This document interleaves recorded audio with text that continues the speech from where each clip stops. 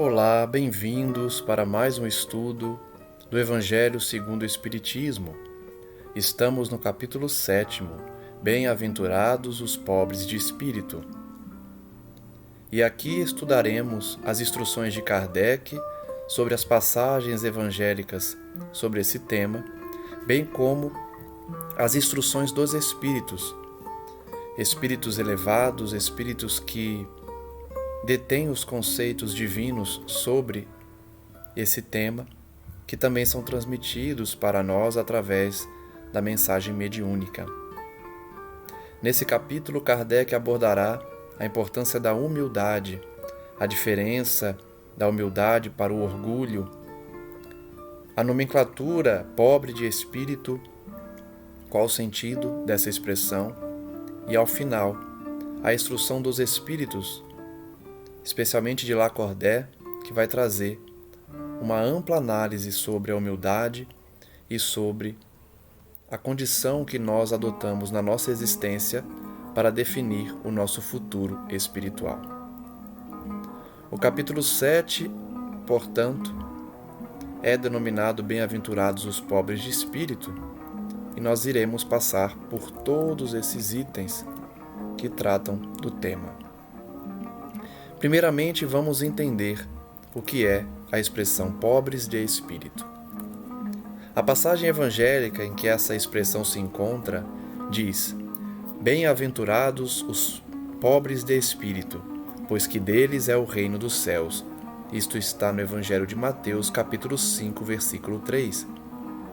Kardec então vai dizer: A incredulidade zombou desta máxima: Bem-aventurados os pobres de espírito, como tem zombado de muitas outras coisas que não compreende. Por pobres de espírito, Jesus não entende os baldos de inteligência, mas os humildes, tanto que diz ser para estes o reino dos céus, e não para os orgulhosos. Então Kardec demonstra inicialmente que os intelectuais geralmente zombam dessa expressão, como se pobre de espírito fosse aquele que não tem cultura, que não tem inteligência. Muitas pessoas até hoje confundem, achando que pobreza de espírito é uma pessoa que não tem qualidades morais, pois é justamente o contrário. Pobre de espírito é humilde. Esse é o significado da expressão. Os homens de saber e de espírito, prossegue Kardec, no entender do mundo, formam geralmente tão alto conceito de si próprios e da sua superioridade que consideram as coisas divinas como indignas de lhes merecer a atenção. Então ele fala dos intelectuais, que na Terra, nós sabemos que é assim, geralmente acreditam que têm tanto conhecimento que estão acima das pessoas. Muitas vezes não reconhecem a grandeza de Deus porque acham que são intelectuais, sábios e que não precisam do amor divino para progredirem na Terra.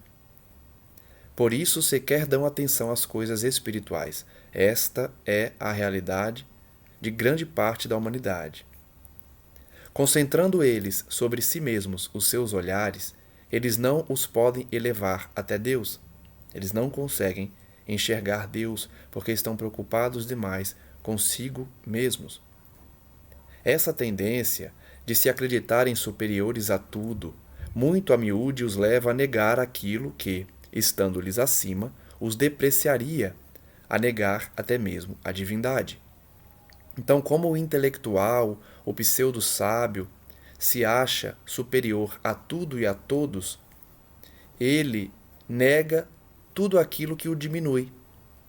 E aí nós vamos encontrar o maior exemplo, na minha opinião, desse orgulho nas figuras de Justiniano e sua esposa Teodora, rainha, imperatriz Teodora.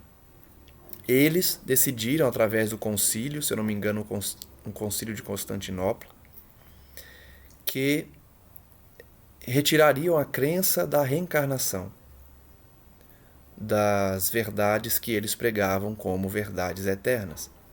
Então a crença na reencarnação foi retirada porque Justiniano e sua esposa, Teodora, não queriam aceitar que poderiam renascer em condições sociais menores do que as que eles possuíam naquele momento.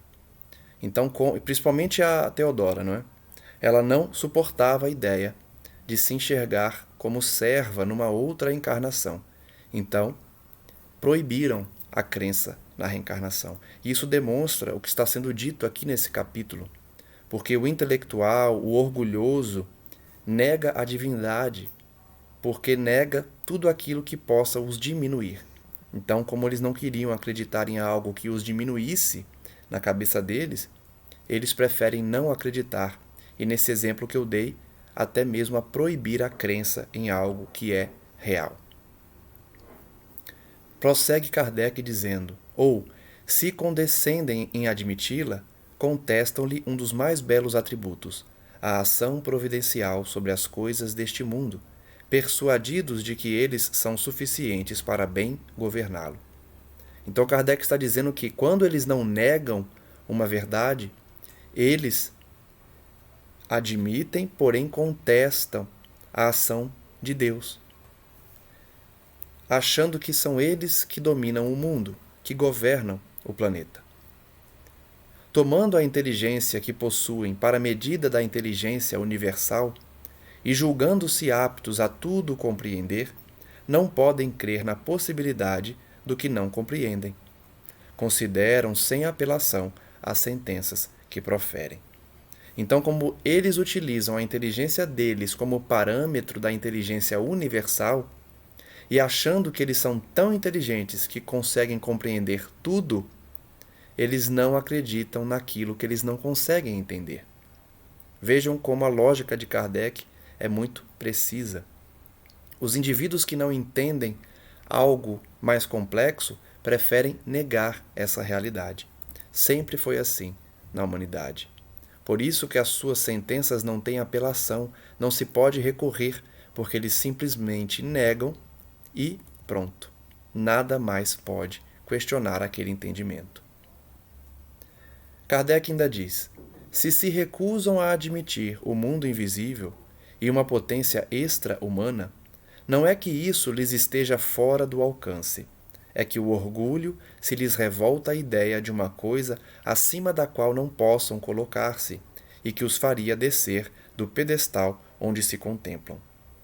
Eu acabei de usar o exemplo da imperatriz Teodora, que justamente por conta do seu orgulho revoltava a ideia da reencarnação. Por quê? A reencarnação faria ela descer do pedestal em que ela se encontrava, em que ela se contemplava, imperatriz. Então ela não admitia a ideia de que ela pudesse retornar como serva, revoltava. Por isso, pediu ao seu esposo que proibisse a crença na reencarnação. Da mesma forma, quem duvida da vida espiritual é porque não que não consiga entender essa realidade, mas o orgulho revolta esse indivíduo, porque ele terá que descer de um pedestal que ele se colocou. Por isso, esses indivíduos só têm sorrisos de mofa para tudo que não pertence ao mundo visível e tangível. Ou seja, essas pessoas não acreditam e fazem chacota, são irônicas em relação às verdades espirituais, só acreditam naquilo que podem tocar. Eles se atribuem espírito e saber em tão grande cópia que não podem crer em coisas, segundo pensam, boas apenas para gente simples, tendo por pobres de espírito os que as tomam a sério. Kardec está explicando então por que muitas pessoas acham que pobre de espírito é a pessoa sem cultura, pessoa simples. Porque esses indivíduos intelectualizados atribuem a si próprios tanto saber que eles acham que essas coisas do espiritismo, das realidades espirituais, é coisa de gente sem cultura, sem estudo. Pessoas simples, não no sentido belo da palavra, de humilde, mas simples porque não tiveram estudo, não tiveram educação. Entretanto, diz Kardec, digam o que disserem, forçoso lhe será entrar, como os outros, nesse mundo invisível de que escarnecem. Então, o destino de todos nós é o mesmo. voltar para a pátria espiritual, inclusive desses que a negam. Eles terão que voltar também para o mundo espiritual que tanto negam e não admitem. É lá que os olhos se lhes abrirão e eles reconhecerão o erro em que caíram. Deus, porém, que é justo, não pode receber da mesma forma aquele que lhe desconheceu a majestade e outro que humildemente se lhe submeteu às leis, nem os aquinhoar em partes iguais. Então, quando esses indivíduos, bem como nós próprios, retornarmos ao mundo espiritual, os olhos de quem não queria enxergar se abrirão e eles perceberão o erro em que estiveram. Kardec diz então que Deus não pode tratá-los da mesma forma do que aqueles que acreditavam e que fizeram por onde ter uma vida mais digna. Aqueles que humildemente se submeteram às leis divinas. Assim, quem dedicou-se ao Espírito e à verdade terá uma recompensa diferente daqueles que somente negaram as verdades eternas. Dizendo que o reino dos céus é dos simples, o que Jesus quis dizer?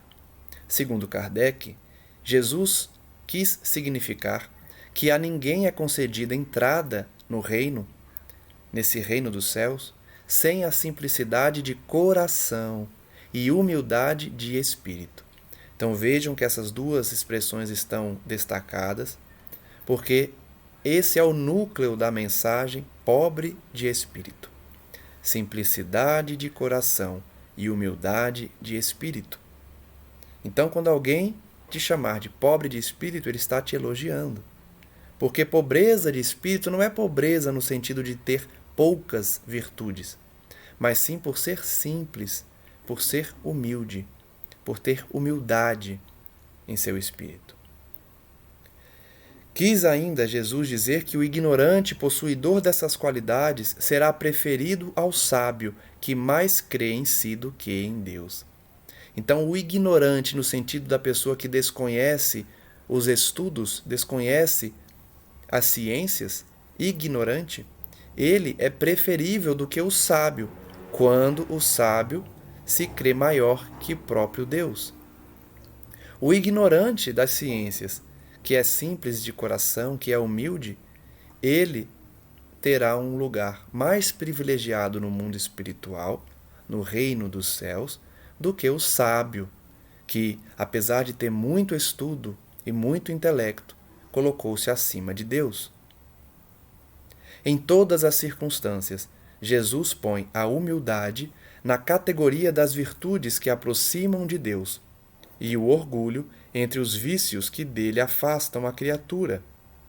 E isso por uma razão muito natural. Há de ser a humildade um ato de submissão a Deus, ao passo que o orgulho é a revolta contra ele.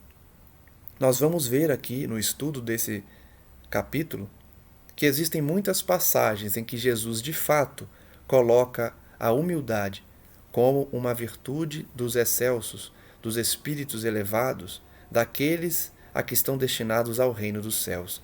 Por quê?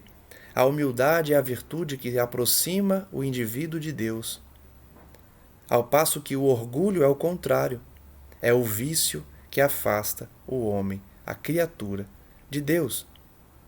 E por que isso ocorre? Porque a humildade é um ato de submissão a Deus, ao passo que o orgulho é a revolta contra ele. Mais vale, pois, que o homem, para a felicidade do seu futuro, seja pobre em espírito, conforme o entende o mundo, e rico em qualidades morais. É preferível, portanto, ser pobre em espírito, nessa visão que o mundo coloca, que o pobre de espírito é a pessoa simples, é a pessoa sem bagagem intelectual, mas se o seu coração é submisso à vontade divina, a ela estará reservada a felicidade futura, enquanto que aquele que se coloca acima de Deus terá existências de sofrimento para desenvolver o sentimento de humildade e simplicidade dentro de si. Vejamos o item: aquele que se eleva será rebaixado. A passagem evangélica diz: por essa ocasião, os discípulos se aproximaram de Jesus e lhe perguntaram: quem é o maior no reino dos céus? Jesus, chamando assim um menino, o colocou no meio deles e respondeu: digo-vos em verdade, que se não vos converterdes e tornardes quais crianças, não entrareis no reino dos céus. Aquele, portanto, que se humilhar e se tornar pequeno como esta criança, será o maior no reino dos céus. E aquele que recebe em meu nome a uma criança, tal como acabo de dizer, é a mim mesmo que recebe. Isso está no Evangelho de Mateus, capítulo 18, versículos 1 a 5. Vamos ver o comentário de Kardec da espiritualidade sobre essa bela passagem em que Jesus demonstra, através de uma criança, a importância da humildade. Mais uma passagem para a gente compreender esse tema. Então, a mãe dos filhos de Zebedeu se aproximou dele com seus 2 filhos e o adorou, dando a entender que lhe queria pedir alguma coisa. Disse-lhe ele: que queres? Manda, disse ela, que estes meus 2 filhos tenham assento no teu reino, um à tua direita e o outro à tua esquerda. Mas Jesus lhe respondeu: não sabes o que pedes. Podeis vós ambos beber o cálice que eu vou beber? Eles responderam: podemos. Jesus lhes replicou: é certo que bebereis o cálice que eu beber, mas, pelo que respeita a vos sentardes à minha direita ou à minha esquerda, não me cabe a mim vô-lo conceder. Isso será para aqueles a quem meu Pai o tem preparado. Ouvindo isso, os 10 outros apóstolos se encheram de indignação contra os 2 irmãos. Jesus, chamando-os para perto de si, lhes disse: sabeis que os príncipes das nações as dominam e que os grandes as tratam com império. Assim não deve ser entre vós. Ao contrário, aquele que quiser tornar-se o maior, seja vosso servo, e aquele que quiser ser o primeiro entre vós, seja vosso escravo. Do mesmo modo que o Filho do Homem não veio para ser servido, mas para servir e dar a vida pela redenção de muitos. Isso está registrado no Evangelho de Mateus, capítulo 20, versículos 20 a 28. Também veremos a interpretação de Kardec para essa passagem também bela sobre a humildade nas palavras do Cristo. Vamos para uma terceira passagem. Jesus entrou em dia de sábado na casa de um dos principais fariseus para ir fazer a sua refeição. Os que lá estavam o observaram. Então, notando que os convidados escolhiam os primeiros lugares, propôs-lhes uma parábola, dizendo: quando fordes convidados para bodas, não tomeis o primeiro lugar, para que não suceda que, havendo entre os convidados uma pessoa mais considerada do que vós, aquele que vos haja convidado venha a dizer-vos: dai o vosso lugar a este, e vos vejais constrangidos a ocupar, cheios de vergonha, o último lugar. Quando fordes convidados, ide colocar-vos no último lugar, a fim de que, quando aquele que vos convidou chegar, vos diga: meu amigo, venha mais para cima. Isso, então, será para vós um motivo de glória diante de todos os que estiverem convosco à mesa. Porquanto todo aquele que se eleva será rebaixado, e todo aquele que se abaixa será elevado. Isso está registrado no Evangelho de Lucas, capítulo 14, versículos 1 e 7 a 11. Kardec então inicia a sua interpretação dessas 3 passagens que vimos aqui, todas relacionadas com a questão da humildade, do orgulho, da posição que cada um ocupa na Terra e no mundo espiritual. Kardec irá dizer: estas máximas decorrem do princípio de humildade, que Jesus não cessa de apresentar como condição essencial da felicidade prometida aos eleitos do Senhor, e que ele formulou assim: Bem-aventurados os pobres de espírito, pois que o reino dos céus lhes pertence. Então Kardec inicia sua explicação dizendo que essas máximas que acabamos de ler têm relação com a humildade que Jesus sempre apresentou como uma condição essencial para a nossa destinação no mundo espiritual. Por isso ele diz: o pobre de espírito é bem-aventurado, porque ele entrará no reino dos céus. E esse reino pertence a eles.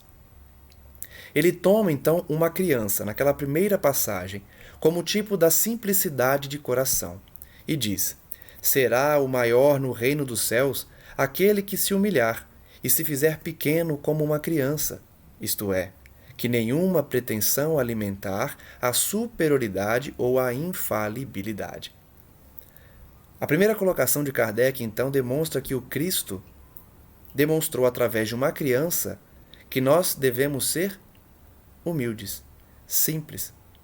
Não ter a inocência da criança no sentido de acreditar em tudo, de ser vulnerável, não. Ele quis dizer a questão de se fazer pequeno, não ter pretensão de superioridade ou de infalibilidade. Jesus utilizou o exemplo da criança para ensinar que nós não devemos nos considerar infalíveis, que nós não somos passíveis de erro, que nós somos perfeitos. Esse foi o objetivo do Mestre, demonstrar que devemos nos fazer pequenos, humildes, simples. A mesma ideia fundamental estará na outra máxima: seja vosso servidor aquele que quiser tornar-se o maior. E nesta outra também: aquele que se humilhar será exaltado, e aquele que se elevar será rebaixado. Nessas duas máximas também encontramos a importância da simplicidade, da humildade, de não nos elevarmos perante os homens, perante Deus principalmente, e sempre servir. O maior exemplo do Mestre foi o exemplo do serviço. A passagem, por exemplo, que ele lava os pés dos seus discípulos, demonstrando um ato extremo de simplicidade e de humildade, porque lavar os pés era uma atitude que somente os servos faziam, ou alguém que demonstrava um respeito imenso pelo outro, que tinha seus pés lavados. Kardec então vai dizer que o Espiritismo sanciona pelo exemplo essa teoria, nos mostrando a posição de grandes no mundo dos espíritos, os que eram pequenos na terra. O Espiritismo, de fato, a todo momento traz lições reais, casos práticos, em que indivíduos na terra foram considerados simples, humildes, exercendo muitas vezes profissões consideradas impuras aos olhos do mundo, mas que no mundo espiritual são extremamente iluminados e elevados. Considerados pequenos na terra, são grandiosos no mundo espiritual. E bem pequenos, muitas vezes, os que na terra eram os maiores e os mais poderosos. Também temos esses exemplos na literatura espírita, em que indivíduos que exerceram o poder, muitas vezes cargos de comando, quando chegam no mundo espiritual, estão abaixo de quase todos. Abaixo no sentido de valores morais, que são os únicos valores que reinam no mundo espiritual. Os valores que realmente têm valor são aqueles da alma, e não os valores pecuniários, dinheiro, bens, poder.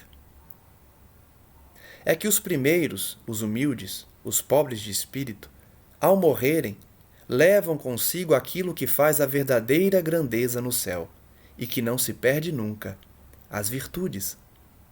Ao passo que os outros, ou seja, aqueles que foram grandes na terra e não desenvolveram as virtudes, tiveram de deixar aqui o que lhes constituía a grandeza terrena, e que se não leva para a outra vida, a riqueza, os títulos, a glória, a nobreza do nascimento.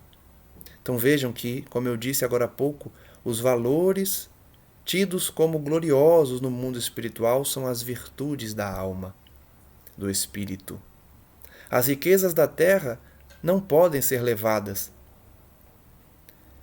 Todos os poderosos, os ricos, os que detêm títulos ou a nobreza do nascimento, não possuem nada quando chegam no mundo espiritual, se não tiverem desenvolvido a emoção, o sentimento, as virtudes.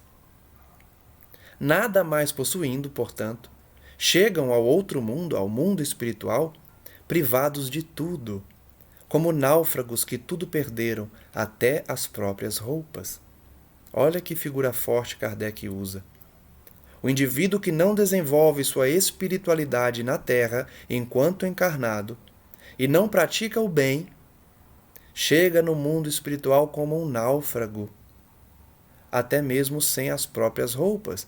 Logicamente, é no sentido figurado, ele quer dizer que o indivíduo chega sem posse nenhuma, porque o que realmente vale lá são as posses do espírito, os valores morais. Esses indivíduos, ao contrário, conservaram apenas o orgulho que mais humilhante lhes torna a nova posição, porquanto veem colocados acima de si e resplandecentes de glória os que eles na terra espezinharam. Isso ocorre com muita frequência no mundo espiritual. Pessoas que aqui mandaram e desmandaram, humilharam os outros, consideraram pessoas que trabalhavam em cargos aos olhos do mundo pequenos, chegam no mundo espiritual e estão muito abaixo desses últimos. Por isso a imagem escolhida para a thumbnail do vídeo desse estudo do Evangelho no YouTube foi a imagem de alguém ajoelhado ao chão, orando ou pedindo algo a outrem. Porque, como nós veremos aí, Kardec e a espiritualidade vai usar também o exemplo da mãe que ajoelha e pede esmolas quando vê os seus filhos passando fome. A mãe não se importa em se colocar numa situação humilhante para alimentar seus filhos. É esse sentimento que Jesus se reporta quando fala pobre de espírito. É aquele que se rebaixa na terra, no sentido de não se considerar superior a ninguém e fazer tudo para que o sentimento de amor se desenvolva. Portanto, essa situação ocorre com muita frequência. Os grandiosos da terra, se não desenvolverem suas virtudes, chegam rastejando no mundo espiritual. Kardec ainda vai dizer: o Espiritismo nos aponta outra aplicação do mesmo princípio nas encarnações sucessivas. Então, além de demonstrar a realidade espiritual após o desencarne, esse princípio também se aplica na reencarnação. Também valerá o mesmo princípio de humildade para a dinâmica das reencarnações. Vamos ver como isso se dá. Mediante as quais os que, numa existência, ocuparam as mais elevadas posições, descem, em existência seguinte, as mais ínfimas condições, desde que os tenham dominado o orgulho e a ambição. O que Kardec está dizendo aqui? Esse mesmo princípio de que o orgulhoso da terra desencarna e se torna pequeno no mundo espiritual, aquele que não detém nenhum tipo de valor moral, também se aplica na reencarnação. Por quê? Quem foi orgulhoso, quem abusou da riqueza, quem abusou do poder, quem humilhou o outro, precisará reencarnar numa posição também humilhante, para aprender a dar valor à humildade, à simplicidade e aos valores que realmente importam. Na existência seguinte, então, um orgulhoso poderá vir a ocupar posições ínfimas, condições decorrentes do seu orgulho e da sua ambição. Kardec então vai aconselhar: não procureis, pois, na terra os primeiros lugares, nem vos coloquem acima dos outros, se não quiserdes ser obrigados a descer. Buscai, ao contrário, o lugar mais humilde e mais modesto, porquanto Deus saberá vos dar um mais elevado no céu, se o merecerdes.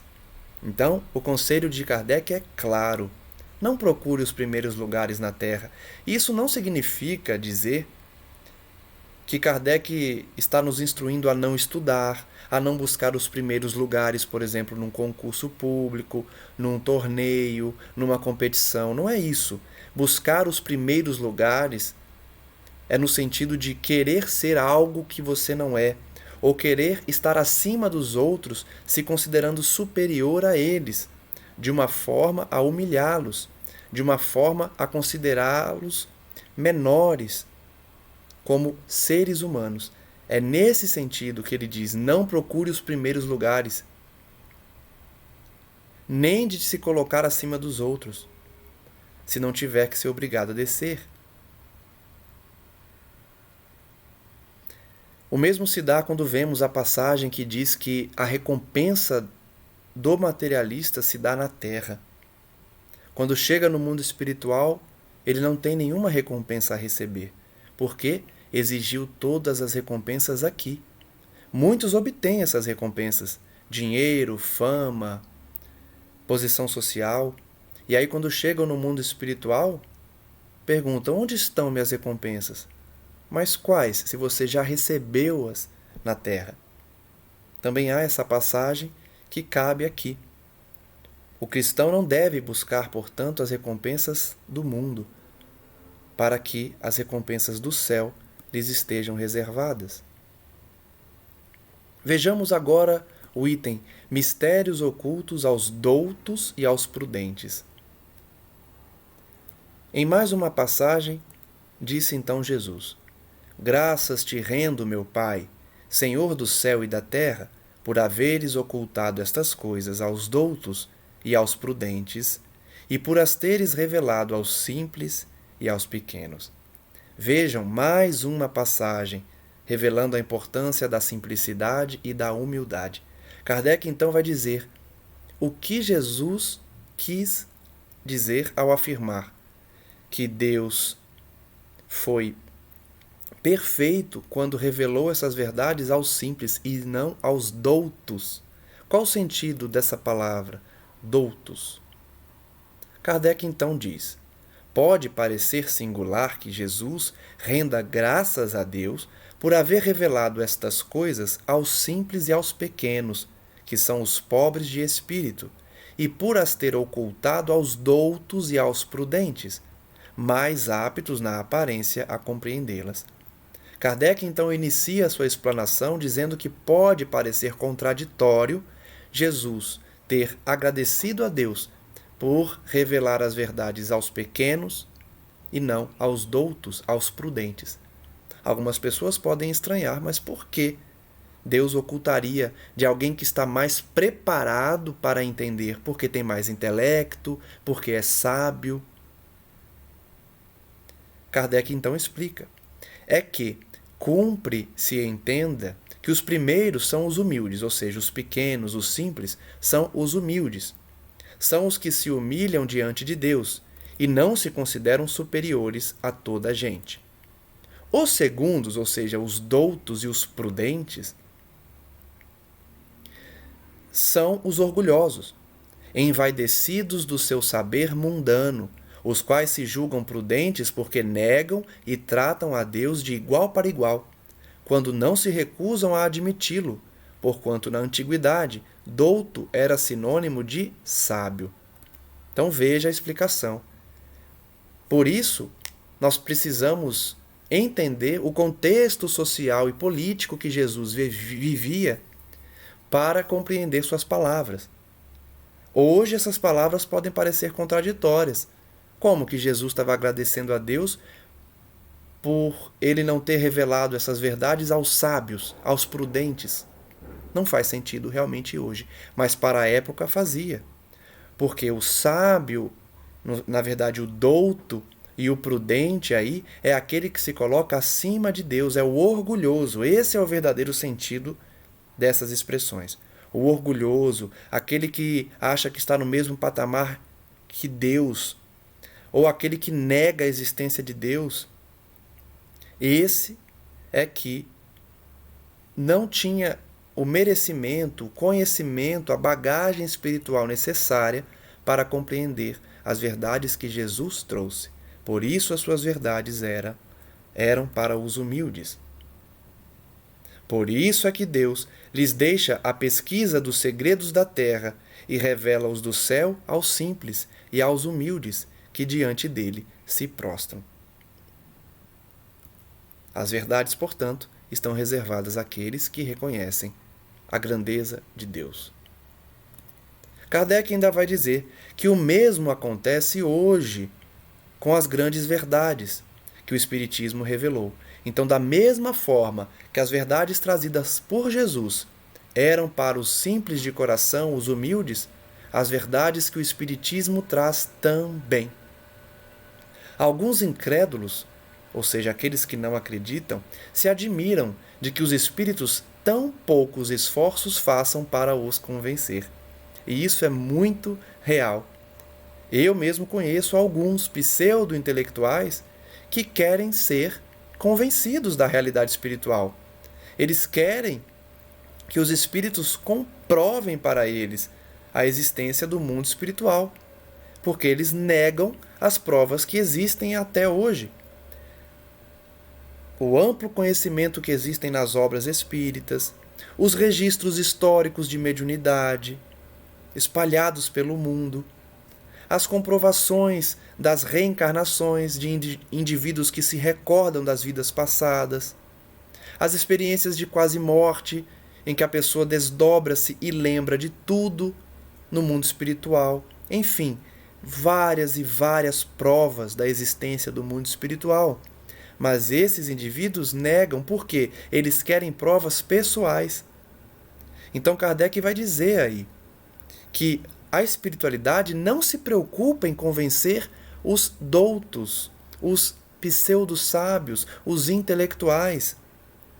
E aí ele diz que muitos ficam surpresos. Nossa, mas os espíritos nem se esforçam para me convencer. Vejam o quanto eles são orgulhosos. Eles se acham tanto que eles querem que a espiritualidade pare de trabalhar, pare de fazer o que eles se dedicam para convencê-los. Kardec ainda vai dizer aí, como a gente vai ver daqui a pouco, que mesmo que a espiritualidade fizesse isso, parasse tudo para convencê-los, eles não se convenceriam. Então, ele inicia explicando que hoje existem esses indivíduos que ficam surpresos pelo fato dos espíritos não buscarem convencê-los. E isso se dá porque os espíritos cuidam preferentemente dos que procuram de boa fé e com humildade a luz, do que daqueles que se supõem na posse de toda a luz e imaginam talvez que Deus deveria dar-se por muito feliz em atraí-los a si, provando-lhes a sua existência. Então, a explicação é perfeita. Por que os espíritos não se preocupam em convencer os intelectuais, os ateus, os incrédulos? Porque os espíritos priorizam os humildes de coração, os que têm boa fé, os que têm humildade, aqueles que buscam o conhecimento, a luz de boa fé, e não aqueles que buscam ser convencidos porque já acham que conhecem a luz, que conhecem tudo e todos. E se acham tanto que Deus ficaria feliz em tê-los do lado dele, pregando também a existência da espiritualidade. Os espíritos não precisam daqueles que não querem acreditar, porque as verdades são eternas, estão aí para todos que quiserem conhecê-las. Mas eles vão continuar negando. Isso não há dúvida. O poder de Deus se manifesta nas mais pequeninas coisas, como nas maiores. Ele não põe a luz debaixo do alqueire, por isso que a derrama em ondas por toda parte, de tal sorte que só cegos não a veem. Vejam que a linguagem de Kardec é muito mais rica do que a minha para explicar o que eu falei agora há pouco. De nada adianta tentar convencê-los porque as verdades já estão aí, há séculos e somente os cegos não as veem. Porque Deus se manifesta nas pequenas e nas grandes coisas. O conhecimento dele é derramado em ondas por toda a parte. Somente os cegos não enxergam. A esses não quer Deus abrir à força os olhos, dado que lhes apraz tê-los fechados. Deus não quer abrir à força os olhos dos incrédulos, porque os incrédulos estão satisfeitos em manter seus olhos fechados. A vez deles chegará. Um dia eles abrirão os olhos, mas é preciso que antes sintam as angústias das trevas e reconheçam que é a divindade e não o acaso quem lhes fere o orgulho. Então, antes de serem convencidos, é requisito que eles se rebaixem perante Deus. Não há como convencê-los enquanto eles se mantêm orgulhosos no mesmo patamar de Deus, ou muitas vezes negando a existência de Deus. Enquanto eles negarem a existência de Deus, de que eles são senhores de toda a verdade, que eles que dominam o acaso, dominam a fatalidade, eles não serão convencidos. Para serem convencidos, primeiro terão que experimentar pelas trevas, pelas angústias das trevas, o reconhecimento da existência de Deus. Precisarão vencer a incredulidade, e para isso Deus emprega os meios mais convenientes conforme os indivíduos. Cada um tem a sua experiência pessoal. Deus vai convencendo um a um, pouco a pouco, sem pressa. Os mais teimosos também serão convencidos a seu tempo. E todos os meios são empregados por Deus, os meios que Ele conhece. Não é a incredulidade que compete prescrever-lhe o que deva fazer. Nem lhe cabe dizer, se me queres convencer, tens de proceder dessa ou daquela maneira, em tal ocasião e não em tal outra, porque essa ocasião é a que mais me convém. Olha o que Kardec está dizendo. Ele simplesmente está repetindo o que todos os que negam o Espiritismo falam. Eles querem que os espíritos, que Deus, enfim, que a força superior reproduza as mensagens espirituais, os fenômenos mediúnicos em laboratório, para que eles possam repetir quantas vezes eles quiserem e tornar uma pesquisa científica aprofundada. Esse não é o interesse de Deus, não é o interesse da espiritualidade. Apesar deles utilizar esse ponto como sendo um dos mais fortes que eles têm para negar o espiritismo, que é a impossibilidade de reproduzir muitos dos fenômenos mediúnicos em laboratório como eles querem, isso não comprova a inexistência do mundo espiritual, nem a comunicabilidade dos espíritos com os seres físicos. Deus então convencerá esses incrédulos, porque não cabe a eles dizer a Deus a forma que querem ser convencidos. Eles não podem impor condições a Deus. Olha, eu só acredito, Deus, em você, né? E na espiritualidade, se você me convencer desse jeito aqui, olha. Se você reproduzir esse fenômeno em laboratório, à luz do dia, com as luzes acesas, para que eu possa fazer as anotações. Não é dessa forma que as coisas são provadas. Primeiro, porque não tem interesse nenhum da espiritualidade em realizar dessa forma. Apesar de existirem muitos registros feitos em laboratório. Mas, como Kardec vai dizer, mesmo que essa reprodução fosse a todo momento, diariamente, ainda assim eles não se convenceriam. Não se enganem achando que os espíritos não realizam esses fenômenos em laboratório. Já se foi realizado muita coisa, muitos estudos. Muitos médiuns foram colocados à prova e comprovaram a existência da interferência dos espíritos. Mas os pseudo-intelectuais, os materialistas, os ateus prosseguem negando, dizendo que é tudo fantasia, que é tudo ilusão, que é transmissão de pensamento entre pessoas encarnadas, que não existe o espírito, que é tudo uma grande ilusão coletiva, mesmo que existam inúmeras provas. Assim, Deus não convencerá os incrédulos conforme eles ditem. Eles serão convencidos, cada um à sua maneira, no momento adequado. Não se espantem, pois, os incrédulos de que nem Deus, nem os espíritos, que são os executores da sua vontade, se lhes submetam às exigências. Kardec então está dizendo exatamente isso.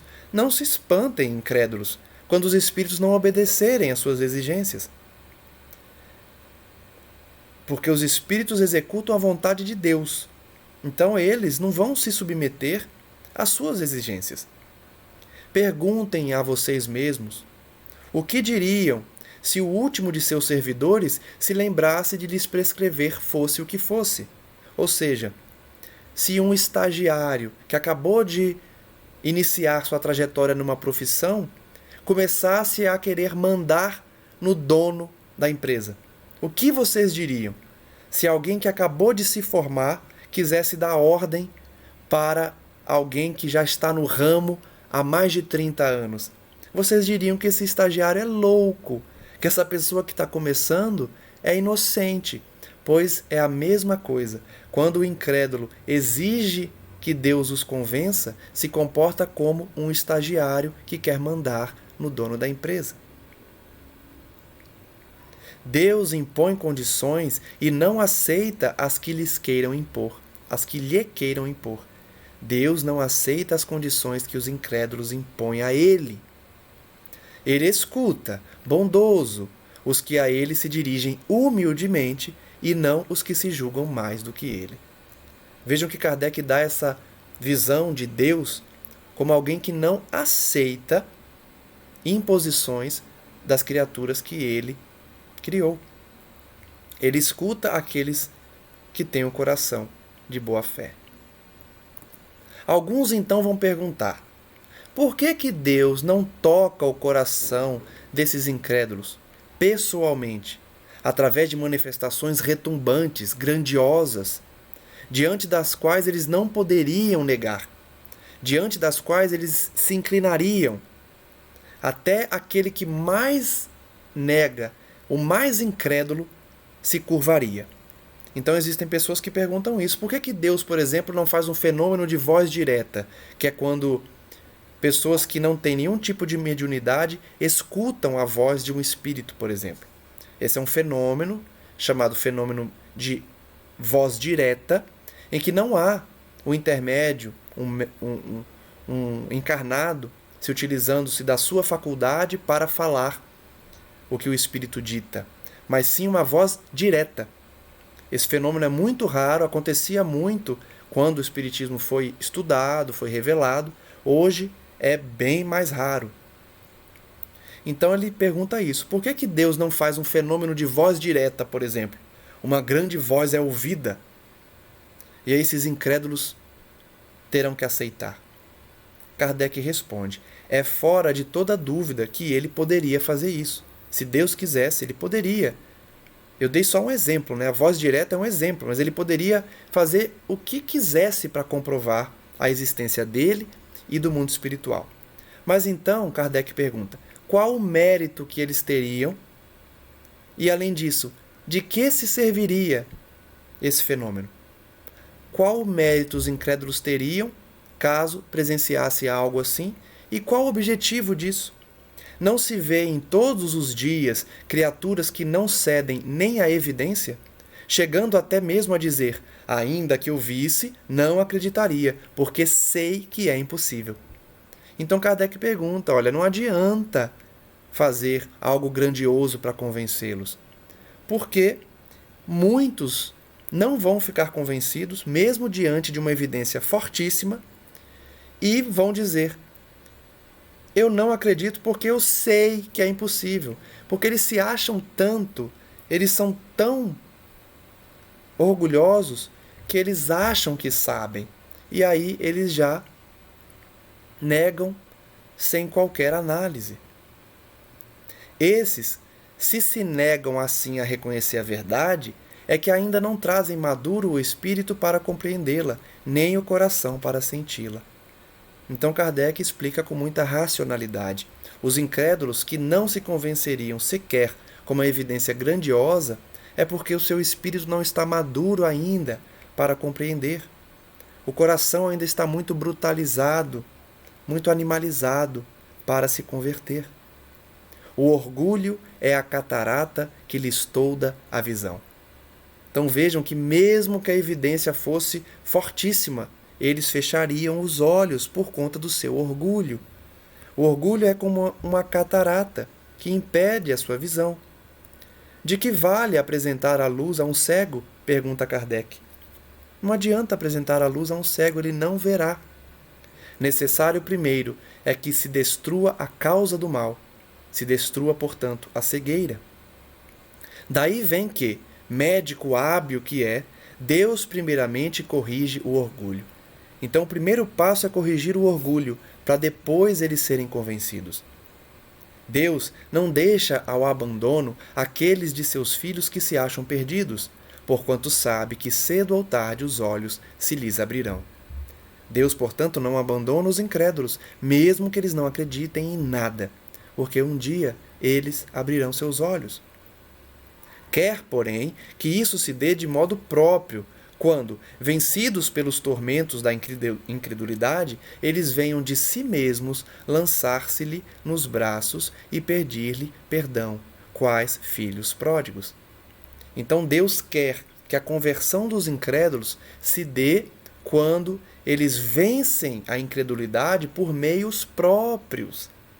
Deus não violenta ninguém, não impõe a ninguém as suas verdades. Ele esclarece, a pessoa enxerga e segue se quiser.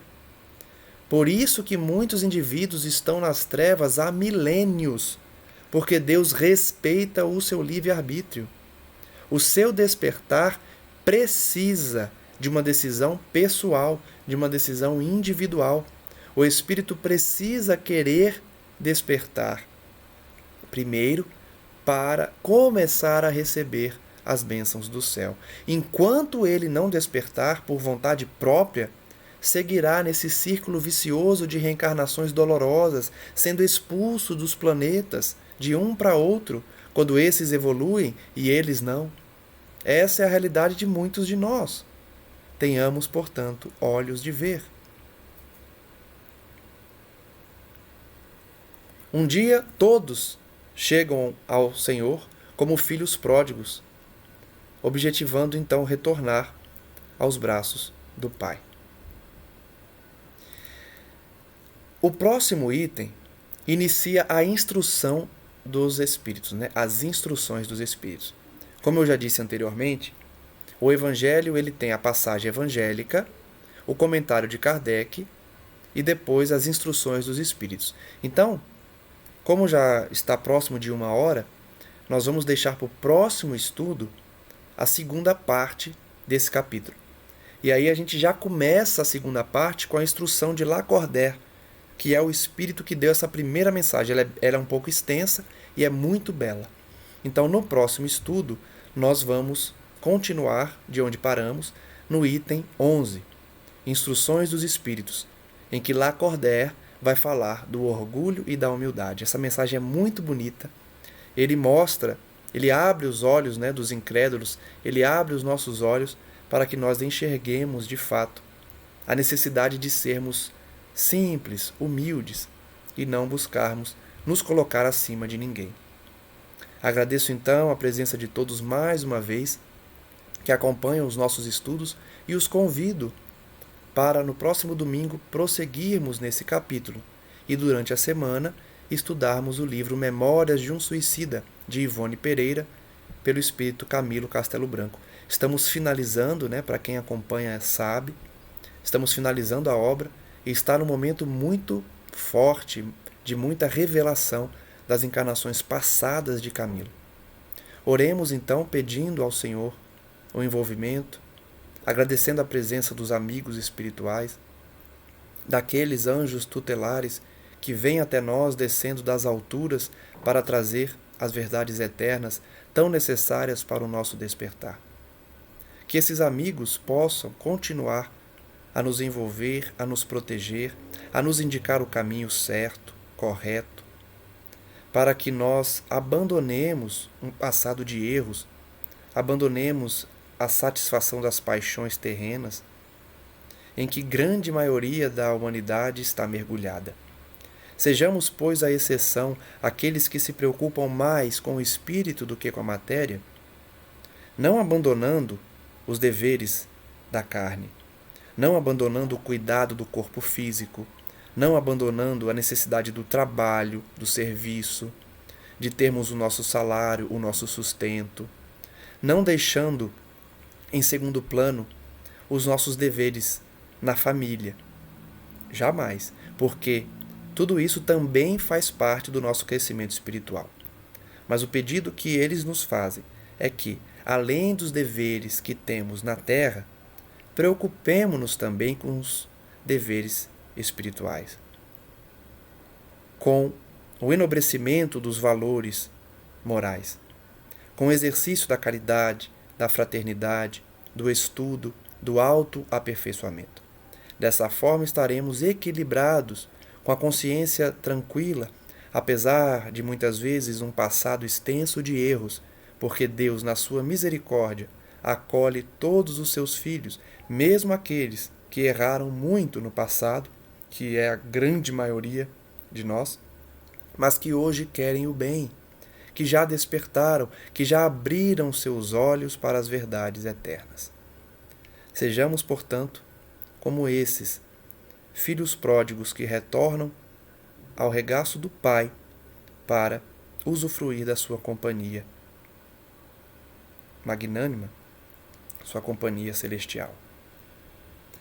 Agradecidos, portanto, estamos diante do carinho que Deus nos reserva e pedimos especialmente àqueles incrédulos, àqueles descrentes, àqueles que buscam os caminhos tortuosos das paixões e especialmente aos suicidas que desistiram da vida porque acham que encontraram um obstáculo que não pode ser vencido.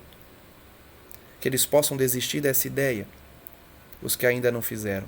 E aqueles que já cometeram esse ato terrível possam receber nesse momento as nossas vibrações de amor e de carinho, para que despertem o quanto antes, a fim de que possam recomeçar a sua trajetória na direção do Cristo Jesus, que nos aguarda a todos de braços abertos. Graças damos a Ele hoje e sempre, e que assim seja. Um forte abraço a todos e até o próximo estudo.